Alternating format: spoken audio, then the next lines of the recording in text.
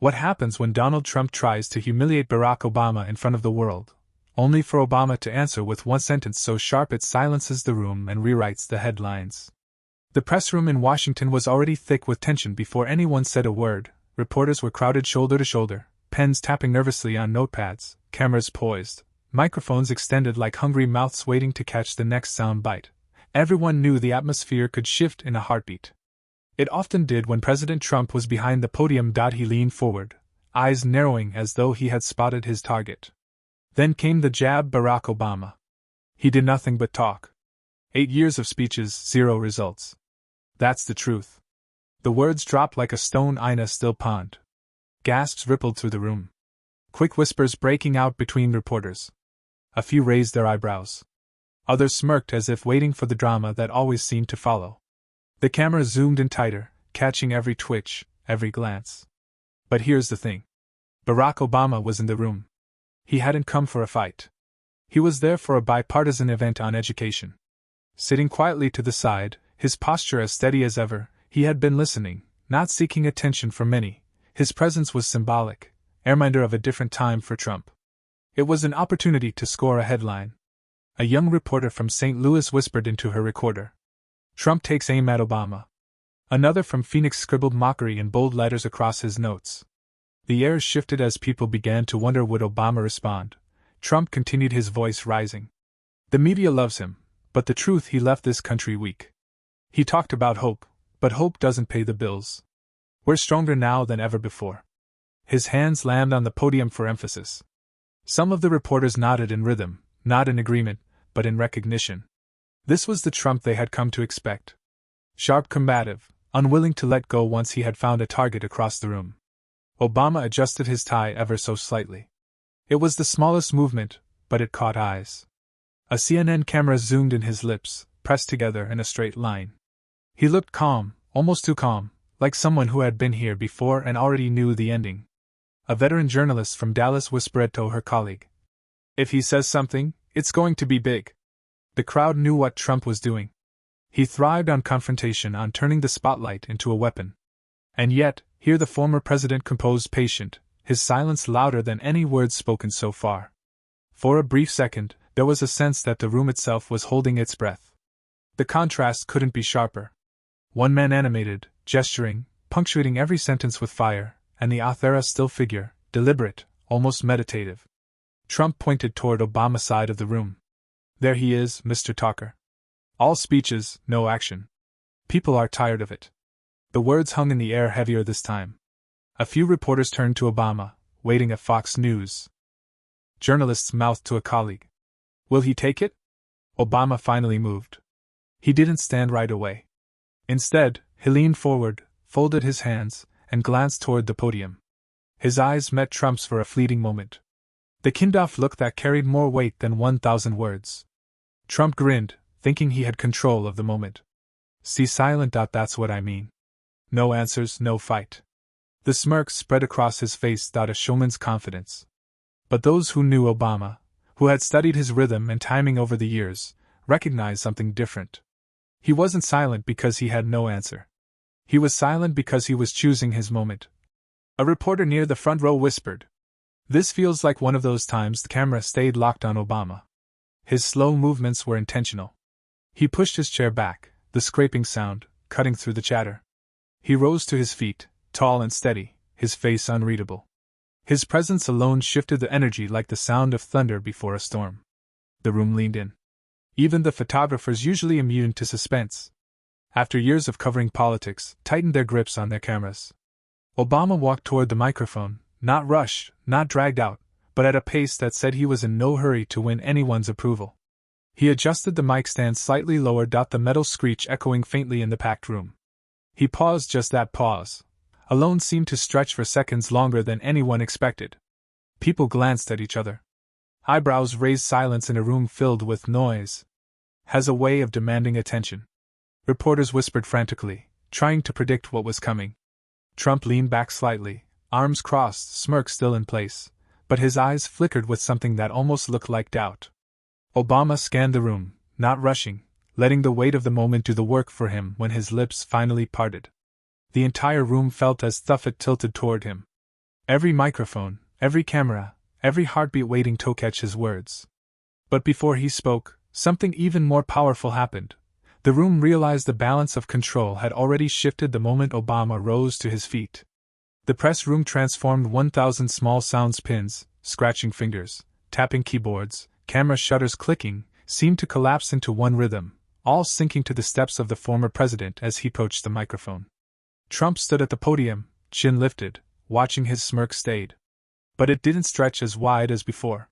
For once, he wasn't the only performer in the spotlight. Obama placed both hands on the podium. Fingers spread flat.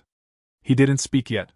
He just stood there, steady, shoulders squared, letting the silence build. The reporters could feel it. Even those who had covered dozens of fiery exchanges knew this was different. There was no shouting match, no interruption, only suspense, thick and electric. A journalist from Seattle leaned forward, whispering to the person beside her. He's pulling the room in without a word. Trump leaned closer to his microphone. What's it going to be, Barack? Another speech about hope. Another promise you couldn't keep. His voice was sharp, but there was a nervous rhythm behind it, as if he was speaking faster than he meant to. Obama finally lifted his head and looked across the room. He didn't answer right away. Instead, he let his eyes sweep the rows of journalists, the cameras, the aides. It was the kind of look that carried gravity, the kind that made even those at home watching on television feel like he was speaking to them. When he did speak, his voice was low, steady, almost conversational. This isn't about me. It's about the country we all share. That single line wasn't the sentence that would end up going viral, but it was the opening move, and everyone felt it. The tone was set.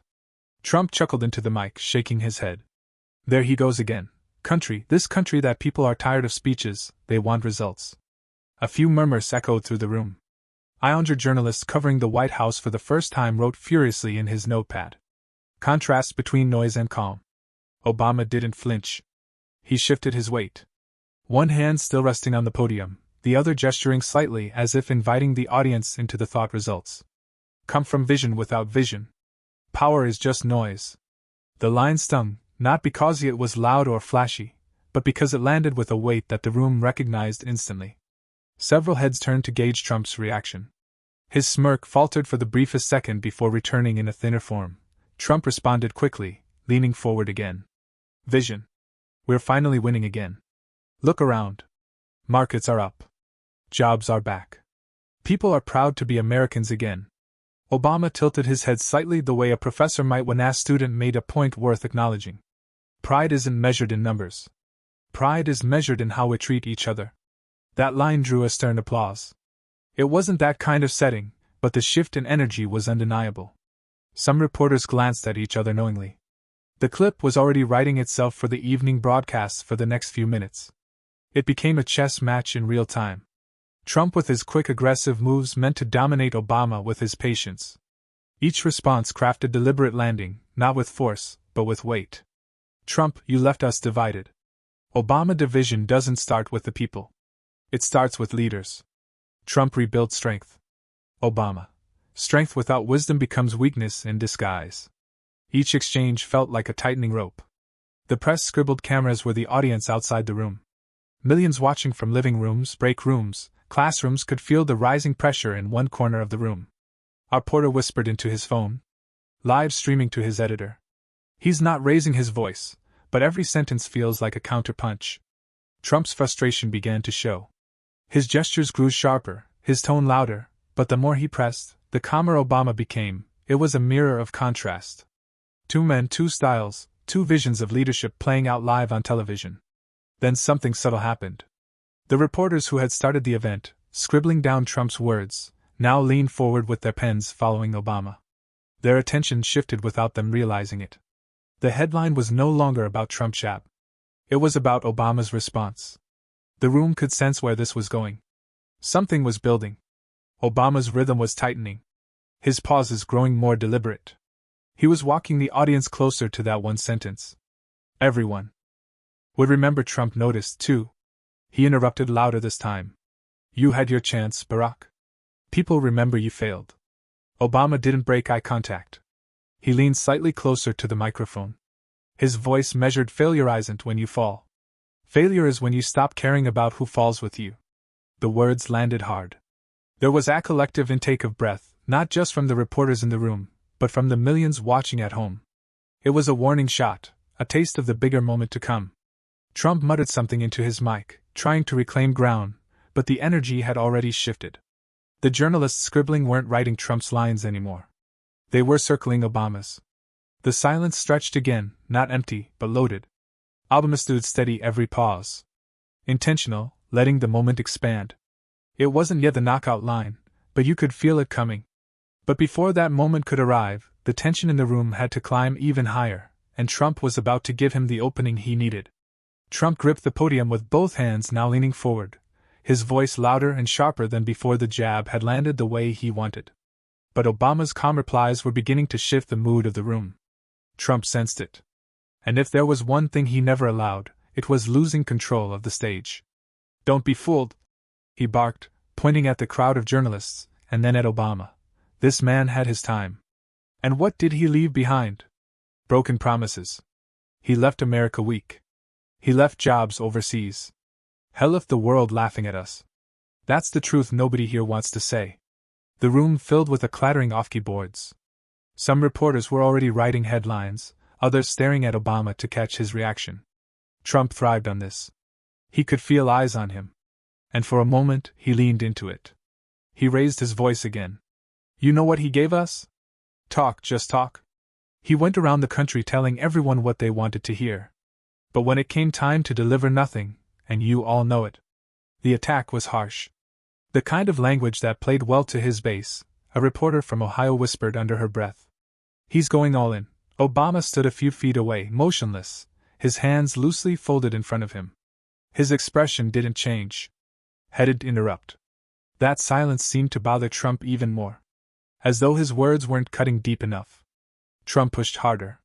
8 years, 8 long years. He left us with division, with chaos, with people who stopped believing in their own country. And now he wants to stand here and pretend he's some kind of leader. The words echoed in the chamber, bouncing off the walls. Trump's supporters in the back nodded approvingly, a few even whispering encouragement. The camera zoomed in tighter, catching every flicker of expression on both men's faces. Obama finally shifted slightly, turning his head toward Trump, and gave the smallest of smiles. It wasn't arrogance. It was almost weary, as if he had heard this tune before. The subtle gesture caught the eye of nearly everyone in the room. Trump noticed, too. "You think this is funny? You think America's a joke?" He raised his hand in mock imitation, mimicking Obama's calm demeanor. "Cool guy, smooth talker. But cool doesn't fix problems. Cool doesn't keep people safe. Cool doesn't pay the bills." The press reacted with quiet gasps and murmurs. This wasn't just a jab anymore. It was a full-on barrage. Trump had taken the stage as though it was a rally, but this wasn't a rally. It was a bipartisan event filled with lawmakers, reporters, and cameras feeding live coverage across the nation. A journalist from Minneapolis whispered into her phone. "He's trying to bury Obama right here in real time." Trump wasn't finished. He turned slightly toward the cameras, speaking as if directly to the millions watching at home. "Barack Obama gave you words. I give you results." Don't forget that the statement was bold, forceful, and rehearsed in its rhythm. It drew nods from his aides standing at the back. They knew that for his base, this was the kind of soundbite that would make the evening news. Obama still hadn't spoken again. He remained in place, breathing evenly, his posture unshaken, but his silence wasn't weakness. It was strategy. Those who had followed him closely over the years knew he was waiting for the perfect opening, one that Trump himself would eventually hand to him. The silence stretched, and Trump filled it with more words. "You left us behind, Brock. You left cities in ruins. You left small towns forgotten. You left people without hope. And now you want to stand here and act like the hero." That final word, hero, came out laced with contempt. Trump's voice rose to nearly a shout, filling the chamber. For a moment, it seemed like the energy of the room tilted fully his way. His words were sharp, his delivery fierce to many watching. It looked like he was in control, but not everyone saw it that way. Some reporters began noticing the contrast between the two men. One was fighting with every ounce of force he could summon. The other was still quiet, deliberate, and that contrast, though subtle, was beginning to speak louder than the words themselves. A veteran photographer from Detroit muttered to his colleague, He's burning hot, but Obama's just waiting.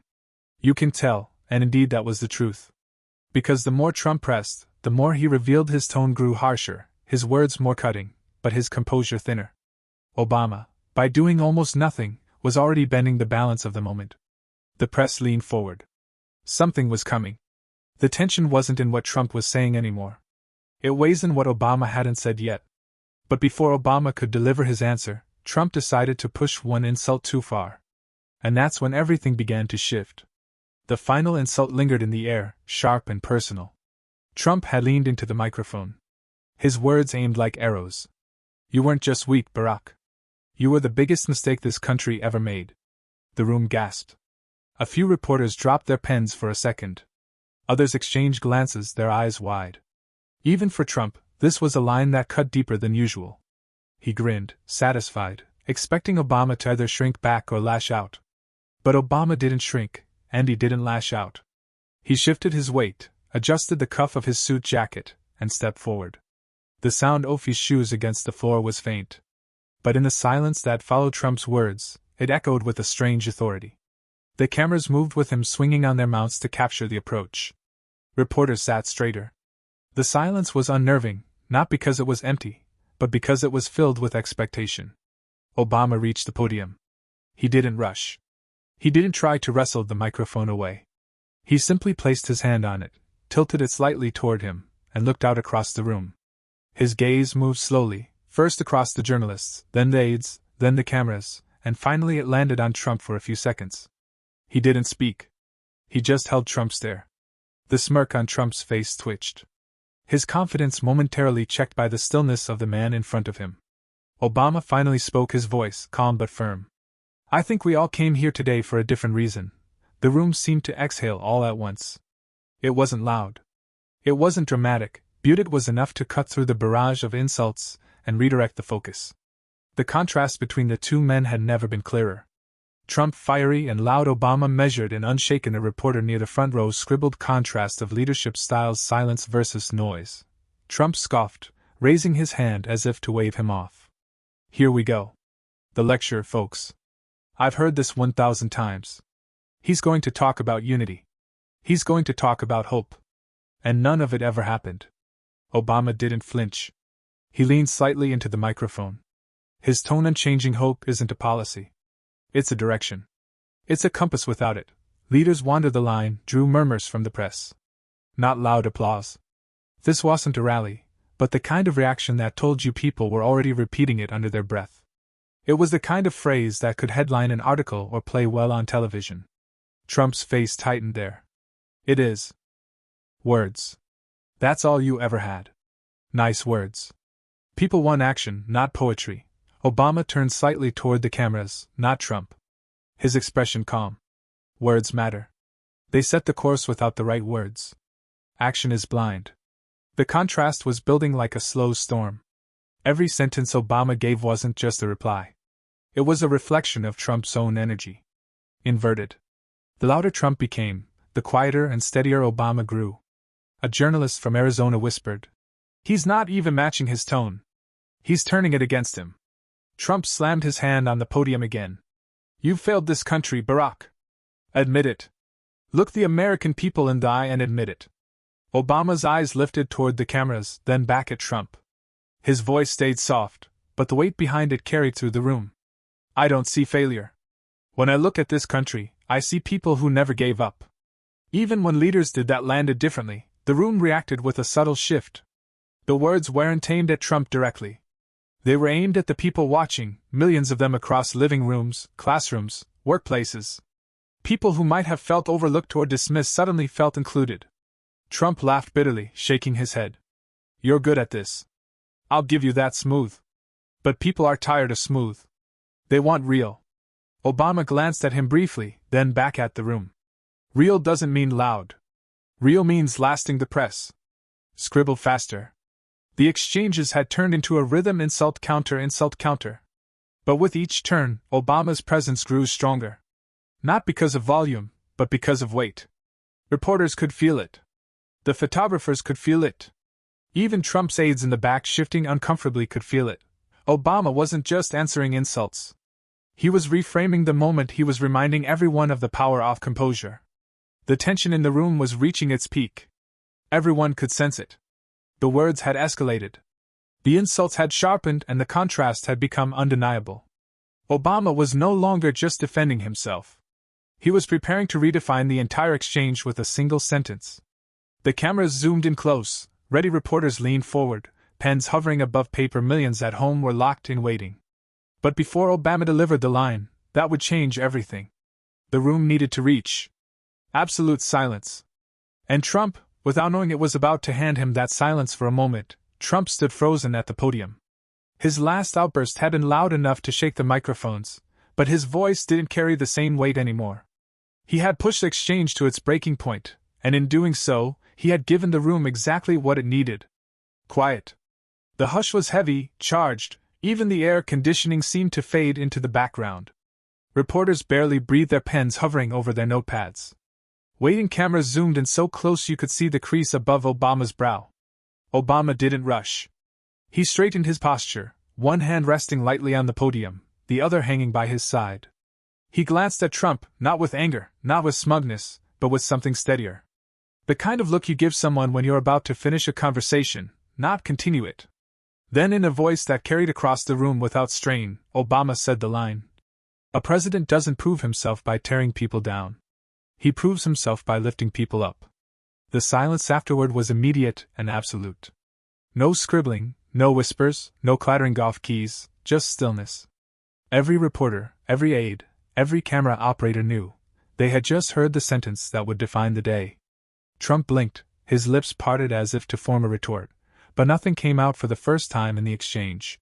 He looked caught, not outsmarted in a policy debate, but outmatched in presence. Obama let the words hang there, not filling the silence, not backtracking, not explaining. He didn't need to. The sentence carried its own weight. It was clear, sharp, and impossible to twist without sounding smaller for it. A reporter from Indianapolis mouthed. That's the headline. Another from Dallas whispered. That's going viral tonight. Trump tried to lean into his microphone again. He stopped, realizing anything he said now would only echo against what had just been said. His hand gripped the podium tighter, knuckles white. Obama turned his gaze back to the room. That's why I came here today, to talk about education, to talk about the next generation, because of theory, the ones who will decide what kind of leaders we deserve. The transition was seamless. He had dropped the sentence, landed the blow, and then pivoted back to his original purpose, as if refusing to let Trump dictate the agenda. Reporters scribbled furiously, now their pens racing across pages, some typed with urgency, knowing their editors would demand clips and quotes within minutes. Trump stood back, lips tight, eyes narrowing. His smirk was gone. He muttered something under his breath. But the microphones didn't catch it. The cameras, however, caught his face, an image that would soon spread almost as fast as Obama's words. The exchange wasn't loud, but its power came from contrast. Trump's noise had dominated the first half of the event, but Obama's single sentence had reframed everything. He didn't need volume. He didn't need theatrics. He needed one line placed at the perfect moment with the entire nation watching. In the back of the room, a young reporter whispered to herself, "That's what restraint looks like. That's what leadership looks like." And outside the room, in living rooms, coffee shops, and offices across the country, people would soon be repeating the line themselves. It was simple enough to remember, powerful enough to share, and layered enough to carry meaning far beyond that single moment. Obama adjusted the microphone slightly. His voice, even again, we can argue all day about policies, about numbers, about who gets credit. But at the end of the day, leadership is about service. It's about whether you leave people stronger than you found them. He didn't look at Trump when he said it. He looked at the cameras as if speaking directly to the American people. And for those watching, that distinction mattered. Trump exhaled sharply into his microphone. His frustration audible. More speeches, he muttered, but the words fell flat. They didn't carry the same punch anymore. Not after Obama's line had already crystallized in the minds of everyone present. Reporters turned their focus almost entirely to Obama. Now their questions ready to pivot away from Trump's jabs and toward the statement that had just reset the narrative. And the longer Obama stood there, calm, unwavering, the more it became clear that the moment was his, but the true impact of that sentence wouldn't be felt in the room. It would be felt hours later when millions across the country began to share it, clip it, and debate it. The moment after Obama's words landed stretched like an eternity. You could feel it in the air. The kind of silence that comes only when everyone realizes they've just witnessed something significant. The press briefing wasn't about education anymore. It wasn't even about Trump's insult. It was about that single sentence. The reporters looked stunned. Some pressed their earpieces, whispering updates to editors on the other end of the line. A few others scribbled the exact quote across their notepads and oversized letters, afraid to misquote it. Photographers leaned forward, shutters snapping, furiously desperate to capture Obama's steady expression and Trump's faltering posture. Trump tried to laugh it off. He raised a hand dismissively, asshole, brushing away Obama's words like dust. You see more speeches. Always speeches. His voice was louder than necessary, cracking slightly at the edges. But the reporters weren't writing that down. Their attention had shifted. Obama didn't return fire. He simply stepped back from the podium, folding his hands loosely in front of him, letting the room breathe. It was an unusual move. He wasn't filling the silence. He was letting others do it for him. And they did. A reporter from San Diego shouted out, "Mr. President, do you have a response to what Obama just said?" The question addressed to Trump sounded almost rhetorical. The moment belonged to Obama. Now Trump stiffened, gripping the podium tighter. "I told you already, people are tired of words. They want action. That's why I'm here. That's why I'm president." His tone grew defensive, less triumphant than before. Obama tilted his head slightly, not mocking, but as if acknowledging Trump's frustration without needing to address it. He didn't have to. The sentence was still hanging in the air, replaying in everyone's mind. Another reporter called out, "Mr. Obama, can you expand on what you meant by lifting people up?" Obama stepped back toward the microphone, his voice calm, deliberate. "I mean that leadership isn't about making yourself the center of every story. It's about reminding people they matter and making sure they know they belong." The murmurs in the room rose again, the energy shifting towards something almost reverent. Even journalists who had covered him for years, who had grown used to his cadences, felt the pull of his words. Trump leaned closer to his mic, his tone sharp. "And what good did that do? 8 years and the country was worse off." But the words didn't land the way they had earlier. They felt reactive, now defensive.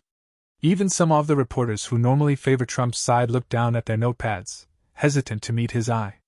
Obama didn't respond to the jab. He simply looked back at the cameras, his expression steady. "The measure of leadership isn't in what you tear down, it's in what you leave standing."